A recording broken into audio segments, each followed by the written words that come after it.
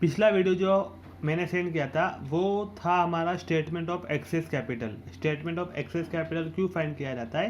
क्योंकि हमें हमारे जो पार्टनर होते हैं उनको प्रोपोर्शनेटली डिस्ट्रीब्यूट करना होता है।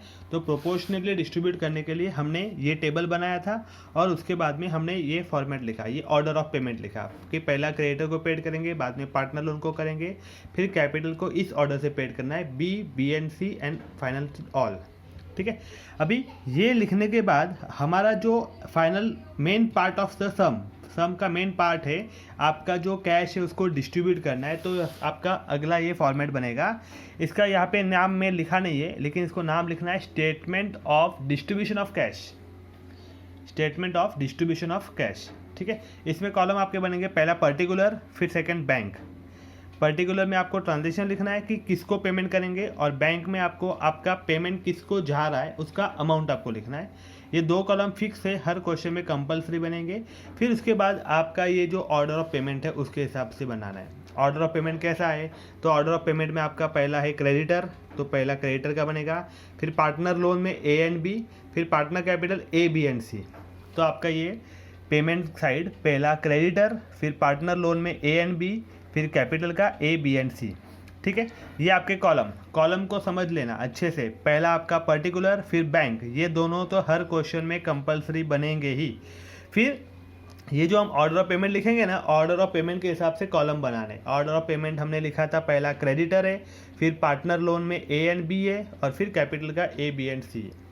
ठीक है, अभी इसमें लिखना क्या है? सबसे पहले लिखना है आपका ओपनिंग बैलेंस। ओपनिंग बैलेंस आपको कभी कभी क्वेश्चन में बैंक का दिया जाता है। बैंक का बैलेंस कहाँ पे देंगे? बैंक का बैलेंस आपको असेट साइड दिया जाएगा, लेकिन इस क्वेश्चन में आपको असेट साइड में बैंक बैलेंस नहीं दिया है, तो यहाँ पे बैंक बैलेंस नील हो गया।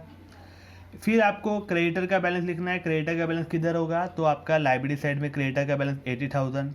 फिर लोन, ए का लोन 20,000, बी का लोन 16,000, फिर उनका कैपिटल 60, 48 एंड 40। तो ये पहले मैंने लिखा ओपनिंग बैलेंस, सभी का ओपनिंग बैलेंस लिखा। Creditor, A loan, B loan, A, B and C का कैपिटल। ठीक है, अभी हमें करना क्या है? अभी हमको हमारा जो रियलाइजेशन है उसको डिस्ट्रीब्यूट करना है। रियलाइजेशन कौन सा? तो पहला रियलाइजेशन आपका ये 50,000, मतलब मुझे पहले कितना रुपया मिला है? फर्स्ट 50,000 रुपीज़ मिला है, तो ये फर्स्ट रियलाइजेशन 50,000। अभी ये जो 50,000 है वो पैसा मैं किसको दूँ? तो पहले हमें किसको पैसा देना है? क्रेडिटर को देना है। क्रेडिटर को देना कितना है? 80,000 देना है, लेकिन हमारे पास 80,000 नहीं है, हमारे पास कितना है? 50,000 ही है, तो हम कितना देंगे? 50,000 ही देंगे। तो माइनस पे टू क्रेडिटर, हमारे पास जो 50,000 है वो 50,000 हम किसको देने वाले हैं? क्रेडिटर को देने वाले हैं, इसलिए यहाँ पे लिखा 50,000, और वो पैसा क्रेडिटर की अमाउंट में से माइनस होगा, इसलिए यहाँ पे भी लिखना है 50,000। ठीक है, ये दोनों जगह पे लिखना है। क्यों? क्योंकि पैसा जा रहा है, पैसा कम हो रहा है, इसलिए बैंक में लिखेंगे और क्रेडिटर को भी लिखेंगे। ठीक है, अभी यहाँ पे हमें सबका बैलेंस फाइंड आउट करना है। रियलाइजेशन का आपका जो बैलेंस नील हो गया, मतलब कैश नील हो गया, तो सबका बैलेंस फाइंड आउट करना है कि फर्स्ट रियलाइजेशन के बाद अभी किसका कितना बाकी है। तो बैंक में तो पैसा नहीं है, नील। क्रेडिटर में कितना क्रेडिटर को कितना देना बाकी है? 80 देना था, 50 दे दिया है, 30,000 देना बाकी है। ए को, बी को कुछ नहीं दिया, उतने आएगा। कैपिटल को भी कुछ नहीं दिया है, उतने आएगा। ठीक है, फिर आपका नेक्स्ट सेकंड रियलाइजेशन है 98,000 रुपीज़ मुझे सेकंड रियलाइजेशन मिला है। अभी यहाँ पे लिखूंगा मैं सेकंड रियलाइजेशन अमाउंट 98,000। अभी ये पैसा मुझे किसको देना है? तो पहला हमारा क्रेडिटर, तो क्रेडिटर को देना कितना है? 30,000 है। क्या मेरे पास 30,000? तो हाँ, मेरे पास 30,000 से बहुत ज़्यादा है, तो मैं सब कुछ नहीं दूंगा, जितना उसके देना है उतना ही दूंगा। तो पे टू क्रेडिटर 30,000, यहाँ पे 30,000 माइनस करना है, और क्रेडिटर को पेमेंट करेंगे इसलिए क्रेडिटर में से भी माइनस करना है, तो यहाँ पे भी लिखेंगे, यहाँ पे भी लिखेंगे। 98,000 में तो 30,000 देने का कितना बचा? 68,000 बचा। अभी 68,000 बचा है, वो किसको दूंगा? तो हमने ऑर्डर ऑफ पेमेंट में लिखा था फर्स्ट पे टू क्रेडिटर, उसके बाद किसको देना है? पार्टनर लोन को।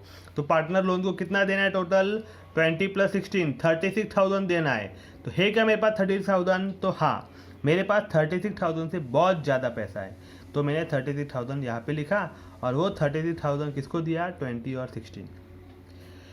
एक बार वापस बताता हूँ, मेरे पास मेरा जो सेकेंड रियलाइजेशन था 98,000, उस 98,000 में से आपको सबसे पहले देना किसको है, तो क्रेडिटर को देना है, इसलिए मैंने यहाँ पे क्रेडिटर को 30,000 लिख दिया। 30,000 देने के बाद बचा 68,000, उसमें से किसको देना है, अभी आपके पार्टनर लोन को देना है, 20 + 16 36,000 देना है, तो 36,000 मैंने दे दिया। फिर भी अभी मेरे पास बचा कितना, बचा 32,000। अभी पार्टनर लोन को दे दिया, अभी किसको देना है, कैपिटल। तो कैपिटल में से पहले किसको देंगे, ए, बी और सी, तो किसको देंगे, इसके लिए हमने वर्किंग नोट किया था, मतलब नोट बनाया था ना, फर्स्ट पे टू कौन है, बी है, तो फर्स्ट किसको देंगे हम, 8,000 बी को देंगे। तो यहाँ पे टू बी 8,000 और वो 8,000 रुपीज़ बी के कॉलम में लिखना है। 8,000 बी को देने के बाद कितना बच रहा है, 24,000 बच रहा है। तो अभी नेक्स्ट कौन है, नेक्स्ट पे टू बी एंड सी को कितना देना है, 20,000 देना है। तो यहाँ पे नेक्स्ट पे two B and C 20,000, B और सी दोनों को 10,000 आधा आधा 1:1 के रेशियो में डिस्ट्रीब्यूट कर दिया। बी एंड सी को देने के बाद कितना बचता है, 4,000 और बचता है।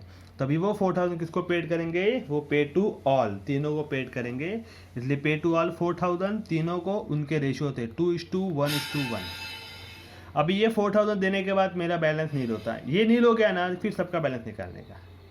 यहाँ पे 30 में से 30 गया तो नील यहाँ पे नहीं लिखा, क्योंकि हमें फाइनल जब हमारा पास बैंक नील होगा तभी बैलेंस सबका निकलेगा।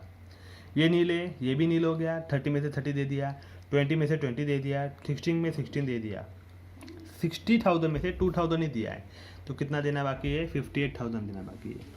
48,000 में से पहले 8,000 दिया, बचा 40, फिर 10 दिया, बचा 30, फिर 1 दिया, बचा 29। अभी ये 40,000 में से दिया 10,000, बचा 30 और फिर 1 दिया, बचा 29। तो ये मेरा बैलेंस बचा। फिर अभी मेरा थर्ड रियलाइजेशन आपको क्वेश्चन में बोला है 80,000, तो अभी ये थर्ड रियलाइजेशन 80,000। अभी ये पे टू ऑल आपका स्टार्ट हो गया ना, पे टू ऑल मतलब कि ये आपको अभी रेशियो से डिस्ट्रीब्यूट करना है, तो आगे जितना भी रियलाइजेशन आएगा ना, सब रियलाइजेशन में पे टू ऑल ही करना है आपको, बस पे टू ऑल 80,000, जितना पैसा है वो पे टू ऑल 80,000 को तीनों को रेशियो से डिस्ट्रीब्यूट कर लिया। 58 में से 40,000 दिया, बचा 18, 29 में से 20 दिया, बचा 9 एंड 29 में से 20 दिया, बचा 9। ये आपका फाइनल आंसर, ठीक है।